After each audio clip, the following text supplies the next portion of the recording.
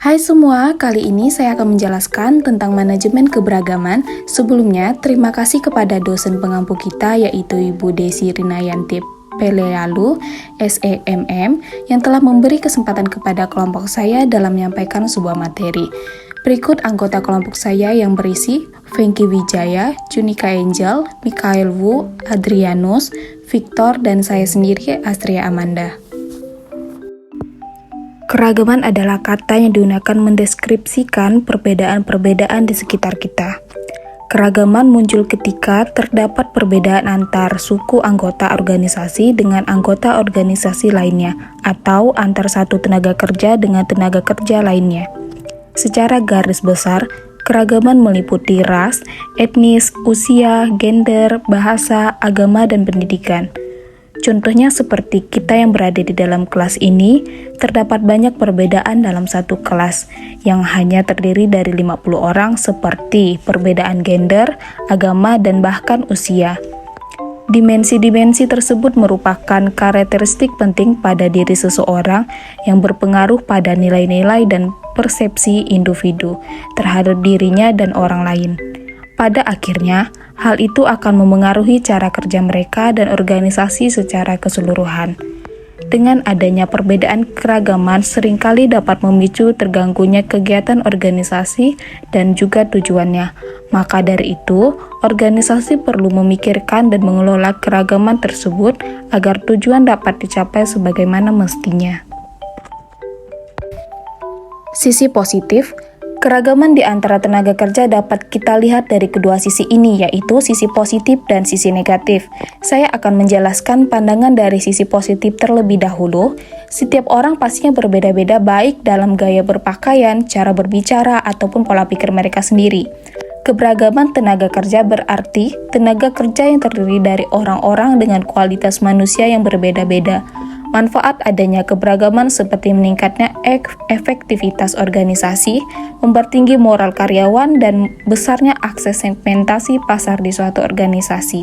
Harusnya dimanfaatkan oleh seorang pemimpin karena dengan adanya keberagaman itu sendiri dapat membuat pengetahuan yang baru yang mungkin sebelumnya belum diketahui dengan adanya keberagaman dalam sebuah organisasi. Biasanya memunculkan kreativitas dan produktivitas tenaga kerja, serta saran-saran yang sangat membantu perusahaan. Bagi individu pun, keberagaman bisa menambah wawasan untuk dirinya karena informasi-informasi dari wilayah yang berbeda, dengan pengalaman serta budaya yang berbeda pastinya bisa menguntungkan bagi setiap individu dalam kelompok karena dapat saling bertukar informasi. Jika keberagaman di tempat kerja dapat dimanfaat dengan baik, bisa membuat perusahaan menjadi lebih unggul. Sisi negatif, yaitu tidak diakuinya perbedaan kultur setiap individu yang menjadi keunikan dan ciri khas masing-masing tenaga kerja. Hal ini dapat mengakibatkan munculnya konflik yang dapat mengganggu berjalannya pekerjaan dan terhambatnya sosialisasi antar individu. Juga munculnya persaingan yang ketat maupun persaingan yang kotor seperti main politik uang atau orang dalam mencari pekerjaan.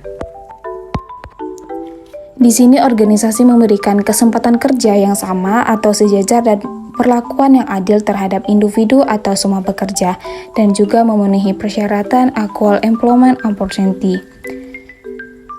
yang ditentukan oleh pemerintah. Equal Employment Opportunity ini adalah upaya yang dilakukan pemerintah untuk memastikan bahwa setiap orang dapat kesempatan yang sama atas pekerjaan tanpa membedakan ras, usia, gender, dan agama. Organisasi yang mengikuti paradigma ini menunjukkan bahwa mereka mendukung dan memberikan kesempatan yang sama pada semua individu dan tidak mengharapkan keragaman dapat memengaruhi kinerja. Di dalam keberagaman organisasi diukur oleh perbedaan dan perbandingan setiap perorangan. Ada baiknya organisasi merekrut dan mempertahankan anggota-anggota agar tidak terjadinya kesenjangan dalam organisasi. Paradigma ini mengakui adanya perbedaan budaya dan etnis. Artinya, organisasi menjunjung tinggi adanya perbedaan kultural, ras, gender antar karyawan dan organisasi. Memanfaatkan perbedaan-perbedaan tersebut untuk membantu mencapai dan melayani segmen pasar yang beragam atau organisasi menjadikan perbedaan sebagai akses dengan pelanggan. The Training and Effectiveness Paradigma. Di sini perusahaan menyadari bahwa setiap karyawan seringkali mengambil keputusan berdasarkan latar belakang dan budaya mereka. Bahkan, organisasi ini membuat sistem transparan yang memungkinkan perspektif masuk untuk mengembangkan perusahaan dengan mempertimbangkan tujuan-tujuan utama. Dalam perusahaan dan lainnya, di sini juga mengangkat tema integrasi yang membuat semua mengakui dan menghargai perbedaan, juga memberikan kesempatan bekerja sama dan berkembang bersama.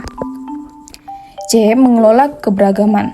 Berbicara tentang keberagaman, Indonesia merupakan salah satu contoh yang paling baik karena di Indonesia sendiri memiliki banyak keberagaman seperti ras, suku, agama, dan budaya yang tercatat 17.058 pulau, 354 suku, dan 254 jenis bahasa.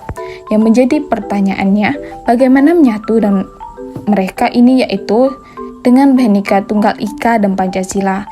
Jika dilihat dari sisi perusahaan, sangat mungkin perusahaan menghadapi lingkungan seperti ini karena banyaknya pekerjaan yang berasal dari bukan dari satu daerah melainkan banyak daerah. Sebagai contoh, suku Jawa terkenal dengan hidup yang agraris, konservatif, dan bangga akan budayanya. Beda dengan Batak yang lebih mengedepankan pandangan mereka terhadap kita tanpa memikirkan perasaan kita. Kalau suku Jawa ini tidak akan begitu. Beda lagi dengan Cina yang terkenal dengan keahlian berdagangnya, ulet dan gigih. Nah, bagaimana mengelolanya? Yaitu dengan dua cara. Pendekatan individual. Salah satu kunci pokok agar keragaman dapat dikendalikan terletak pada individu-individu dalam organisasi. Tak dapat disangka bahwa setiap individu terlahir dan dibesarkan dengan keragamannya masing-masing. Ada beberapa upaya yang dapat dilakukan oleh masing-masing individu dalam organisasi, yaitu 1. Memahami dengan baik berbagai dimensi kultural yang berbeda di antara tenaga kerja dalam organisasi. 2. Adanya pengertian dan toleransi antar individu tenaga kerja. 3. Empati terhadap budaya orang lain merupakan dasar dari setiap interaksi yang terjalin. 4. Membebaskan diri dari sikap dan pandangan yang cenderung mengucilkan keragaman dan mengandalkan kelebihan budaya sendiri seperti sikap superior, yang dimana sikap superior ini memiliki perasaan lebih dari orang lain dan membuat berusaha menutupi kekurangan diri sendiri dengan memposisikan semuanya sempurna. Dan sikap superior ini salah satu sikap yang dapat menimbulkan konflik di antar suku. Pendekatan organisasional. Pendekatan yang digunakan penulis pesan yang mempunyai dampak kurang menyenangkan kepada audiens. Contohnya, ketika kita ingin menolak pengajuan kredit seorang nasabah, kita dapat memberikan penjelasan kepada mereka bahwa apabila pengajuan tersebut dipenuhi, akan berakibat beban yang ditanggungnya menjadi semakin berat di kemudian hari. Di organisasi ini perlu turut serta terlibat dalam pengelolaan keragaman. Ada beberapa upaya yang dapat dilakukan oleh manajer dan organisasi. 1. Menciptakan organisasi multikultur, yang dimana organisasi multikultur ini merupakan suatu wadah atau tempat orang melaksanakan proses manajemen dengan beragam latar belakang, ras, agama, dan gender yang berbeda pengalaman dan memperhatikan keadilan dan keragaman sosial. Contoh dari multikultur ini ialah seperti Indonesia yang memiliki berbagai suku bangsa, agama, dan ras, yang dimana dalam hubungan antar masyarakat di Indonesia saling menghargai dan menghormati antar umat beragama, saling berbaur dan tolong-menolong tanpa melihat latar belakang orang lain.